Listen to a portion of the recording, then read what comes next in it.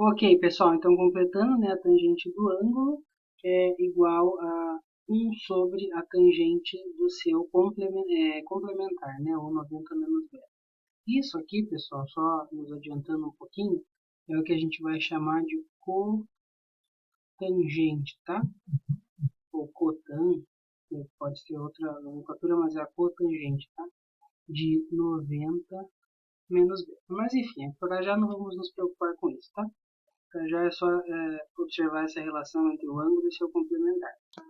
Agora, pessoal, vamos voltar lá no nosso triângulo retângulo. Ó. Esse aqui é um triângulo retângulo, então a gente sabe que é válido o teorema de Pitágoras, né? Hipotenusa ao quadrado igual a soma dos quadrados dos catetos. A ao quadrado é igual a b ao quadrado mais c ao quadrado. Vou escrever isso lá embaixo para a gente. Ok, então o teorema de Pitágoras implica que a ao quadrado é b quadrado mais c quadrado. Vamos relembrar também o seno e o cosseno do alfa, ó, em relação ao alfa. B sobre A e C sobre A. A gente vai passar esse A multiplicando, tá? O seno e o cosseno e vai obter o seguinte. Aí, ó, então o seno de alfa é B sobre A, passando o A multiplicando, a gente tem B igual a A seno alfa. E a mesma coisa a gente encontra cosseno igual a C sobre A, então C é A cosseno alfa. Vamos agora substituir essas duas expressões lá no nosso teorema de Pitágoras. Então, ó, a gente vai obter A ao quadrado igual a B ao quadrado, que é A ao quadrado seno ao quadrado de alfa, mais C ao quadrado. C ao quadrado é A ao quadrado cosseno ao quadrado de alfa. Dividindo então tudo por A ao quadrado, dividindo aqui ambos os lados da igualdade por A ao quadrado, a gente vai encontrar o que a gente chama de relação fundamental. Aí, ó, seno ao quadrado mais cosseno ao quadrado de alfa é igual a 1. Isso para qualquer ângulo, tá? Para qualquer valor do ângulo alfa. Então, aí a relação fundamental, claro, a gente está aqui assumindo que alfa é um ângulo agudo, mas é válido para todos os ângulos em geral, tá? Quando a gente tem um ângulo maior que 90, ou de qualquer valor, a gente sempre consegue reduzir o valor do seno e do cosseno ao valor do seno e do cosseno de um ângulo agudo, tá? O que vai ser um ângulo do primeiro quadrante, que a gente já vai introduzir os tipos trigonométricos daqui a pouco. Agora, pessoal, o que acontece é que nós estamos definindo aí essas razões trigonométricas dependendo da medida dos lados de um certo triângulo, né? Então, aqui é B sobre A, C sobre A, B sobre C. Se tivéssemos... e aí, dá a impressão que esse valor do seno, do cosseno e do tangente de alfa dependem do triângulo escolhido. Mas não é verdade, tá? Se nós tivéssemos um outro triângulo retângulo, né? Digamos assim, um outro triângulo retângulo, com medidas de lados diferentes, mas com ângulos congruentes, tá? Aqui é uma medida A', B', C'. O seno é o mesmo, tá? Até porque esses triângulos são semelhantes, né? Então A' está para A, assim como B, ou melhor, né? Podemos fazer. Até podemos usar essa razão, né? A está para B, ou melhor, B está para A, assim como B' está para A'. Tá? Então, até usando a semelhança de triângulos, a gente consegue verificar que esse valor aqui só depende do ângulo alfa, não depende da medida dos triângulos. E aí, levando isso em conta, a gente consegue deduzir o valor do seno e do cosseno e, consequentemente, da tangente para alguns ângulos. Eu não vou fazer em detalhes aqui, ó, mas eu vou mostrar ali para vocês no material do professor Matheus. Então, pessoal, nessa parte 4, vocês podem ver aí a dedução do seno, cosseno e tangente, e, consequentemente, a tangente, né, desses ângulos notáveis aí de 30, 45 e 60 graus. Eu não vou fazer em detalhes, mas, ó, por exemplo, o 45 graus, ele pega um quadrado de lado x, de um lado x aí qualquer, e traça a diagonal. Essa diagonal é a bissetriz aqui do ângulo de 90 graus, então divide o ângulo reto em dois ângulos de mesma medida, portanto, de medida igual a 90 sobre 2, que é 45. Aí do teorema de Pitágoras, ele encontra y em função de x, e para calcular o seno de 45, é cateto oposto, que é o x, sobre a hipotenusa y, substituindo o valor de y, dependendo de x, né, dá 1 sobre raiz de 2, o valor de x cancela, tá vendo? Não vai depender das medidas do triângulo escolhido, tá? Porque qualquer outro com esse ângulo, um ângulo reto, vai ser congruente, né? Então, pela razão de semelhança, essas razões trigonométricas vão depender só do ângulo, tá? Então, aqui cancela o x, 1 sobre raiz de 2, racionalizando raiz de 2 sobre 2. Então, o seno é esse. O cálculo do cosseno é a mesma coisa. Depois, a tangente é o seno dividido pelo cosseno, então dá 1. Ou cateto oposto sobre cateto adjacente, então dá 1. Depois, para o ângulo de 60 e 30 graus, ele vai pegar um triângulo equilátero de lado medindo x. Como os lados têm a mesma medida, os ângulos internos também têm a mesma medida. Então, como a soma é 180, a gente tem 180 dividido por 3, que dá 60. Então, 60, 60, 60, a soma dá 180. Ele traça a altura aqui, que é perpendicular à base BC, forma, então, ali na bissetriz, o ângulo de 30 graus, tá bom? E aí, através disso, então, a gente tem lado x, x sobre 2, e uma altura h, utilizando então sempre o teorema de Pitágoras, a gente consegue escrever o h em função de x, e aí calculando o seno, né, o cosseno, com os catetos, né, com os respectivos catetos, oposto e adjacente, a hipotenusa, a gente encontra aí os valores constantes, raiz de 3 sobre 2 para 160, e consequentemente cosseno de 30, porque são ângulos complementares, e meio para seno de 30 e, consequentemente, para o cosseno de 60, né, porque são ângulos complementares. Encontrando o seno e o cosseno, é só dividir um pelo outro para achar a tangente desses dois ângulos. E a gente chega, então, nessa tabela aí, muito conhecida que eu vou construir agora de maneira mnemônica lá para a gente, né? Eu costumo construir da seguinte maneira, ó, na primeira coluna, eu vou colocar seno, cosseno e tangente. E na primeira linha, eu vou colocar os ângulos fundamentais, 30, 45 e 60. Tá aí, dessa maneira. Então, seno, cosseno, tangente, 30, 45 e 60. Aí, para preencher, a gente vai contar até 3 aqui em cima. Então, ó, a gente vai fazer 1, opa, desculpe. 1, 2, 3. Na segunda linha, é em ordem decrescente. 3, 2, 1. Todo mundo sobre 2.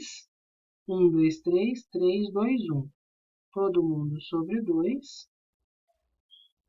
E só não vai raiz no 1. Na verdade, raiz de 1 é igual a 1, né? Então, tanto faz. Raiz de 3 sobre 2, raiz de 2 sobre 2. Ok? Tá bom? Então, ó, por exemplo, aí o seno, né? O cosseno de 30 é raiz de 3 sobre 2. O seno de 60 é raiz de 3 sobre 2 também, são ângulos complementares, e assim por diante. A tabela da tangente não tem uma mnemônica, mas sempre que quiser conferir, é só dividir o valor do seno pelo cosseno. Quando eu faço aqui, por exemplo, meio dividido por raiz de 3 sobre 2, fica 1 sobre raiz de 3. Aí, racionalizando, vai ficar raiz de 3 sobre 3. Vai aqui raiz de 3 sobre 3. O seno e o cosseno de 45 são iguais a raiz de 2 sobre 2. Então, quando eu divido um pelo outro, eu encontro 1. E aqui, dividindo raiz de 3 sobre 2 por 1 sobre 2, o 2 simplifica, sobra só raiz de 3. Então, a tangente é raiz de 3 sobre 3, 1 raiz de 3. Então, muito frequentemente, né, a gente vai utilizar as razões trigonométricas para esses três ângulos notáveis. E outros mais que a gente já vai ver no ciclo trigonométrico, tá? Porque a gente sempre acaba reduzindo o cálculo ao seno e o cosseno desses ângulos. Agora, gente, vamos tentar observar aí a diferença entre graus e radianos, que são as medidas, né? Por enquanto, a gente tem usado só a medida grau. Então, o grau, deixa eu dizer, o grau é basicamente o seguinte, pessoal, nós temos uma circunferência e dividimos essa circunferência em 360 partes iguais, tá? Então, a gente pega aqui o centro dessa circunferência, né, um pontinho aqui, ó, e divide essa circunferência em 360 fatias iguais. Claro que eu não vou conseguir fazer aqui, né? E isso dá exatamente a medida de 1 grau, tá bom? Então, a nossa circunferência toda vai ter a medida de 360 graus. Seria interessante uma pesquisa histórica, né, do porquê o 360, mas basicamente o 360 ele é divisível por vários outros números, né, 2, 3, consequentemente por 6, por 5, por 12, por 72. Então, e acho que historicamente tem a ver com uma primeira tentativa de uma civilização antiga, né, de medir os dias do ano. Mas eu digo isso só pelo que veio da memória, né? Não estou dizendo com propriedade. Seria interessante fazer uma pesquisa mais a fundo sobre isso. Mas enfim, então pegamos nossa circunferência e dividimos em 360 fatias iguais. 1 grau corresponde ao ângulo aqui formado em uma fatia. Ou seja, né, a gente tem 360 arquinhos aqui, é igual, né? Corresponde a esses arquinhos. Claro que aqui eu não consigo desenhar os 360. Depois, pessoal, a gente tem a subdivisão do próprio grau em porções menores, que a gente vai chamar de minutos e segundos. Então, a gente vai dizer que 1 grau são 60 minutos. Esse aqui, esse símbolozinho, né, é o minutos. Portanto, né, 1 minuto é a 60ª, não, 60ª, não sei ler esse número, mas é 1/60 do grau, né? É dividir 1 grau em 60 partes iguais, deve ser 60ª parte do grau mesmo. Não tem analogia com os minutos e segundos dos ponteiros do relógio, tá, pessoal? Já tentei pesquisar isso. Aparentemente é só realmente o nome da medida que a gente dá para essas partes menores do grau, mas não tem nenhuma analogia muito óbvia com os ponteiros do relógio. Tá? E depois nós temos os segundos, que aí é fatiar os minutos também em 60 partes. Tá? É o minuto em 60 partes.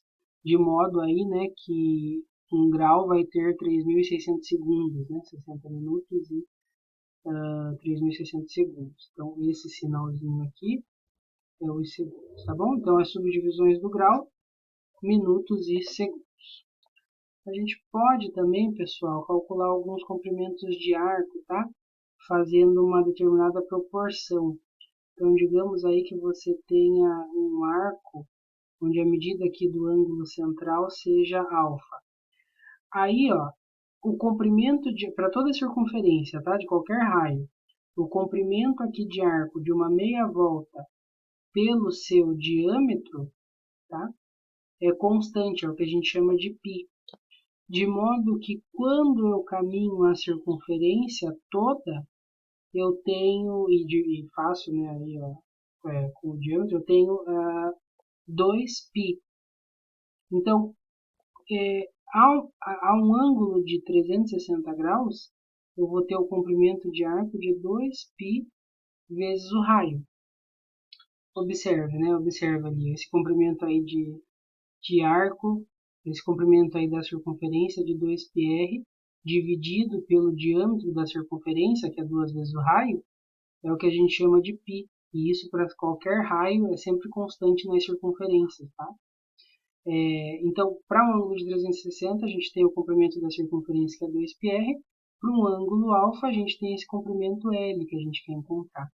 Então, multiplicando cruzado, a gente vai ter que L é igual a 2π vezes o nosso raio, né? Vezes o ângulo central dividido por 360. Tá? Quando o ângulo é 360, a gente volta para 2πr. Quando o ângulo é 180, aqui fica 2, né? Só πr e assim por diante. Eu acho que a gente não vai usar esse cálculo, mas é bom, né, para a gente recordar também que o comprimento de arco aqui, ó, essa distância em verde percorrida aqui numa circunferência, quando o ângulo central é alfa, é dado por 2πr vezes alfa dividido por 360. E agora, então, apareceu esse nosso π, né, que é o número central aí para a medida dos ângulos em radianos. Então, vamos recordar o que é o radiano. O radiano é o seguinte, pessoal. Suponha que a gente tomemos aí uma circunferência de raio R. O que é o raio da circunferência, né? É a distância do seu centro a qualquer um dos seus pontos, que é constante. A circunferência, na verdade, é o lugar geométrico dos pontos do plano que estão a uma distância constante R de um ponto fixo, né, que será o centro. Então, é o lugar geométrico aí dos pontos do plano que distam R desse pontinho aqui do centro que a gente pode chamar de O. E agora, na circunferência, a gente vai caminhar a mesma distância R, o mesmo valor R. Nosso tempo de gravação já está acabando, tá, pessoal? A gente já volta no próximo vídeo.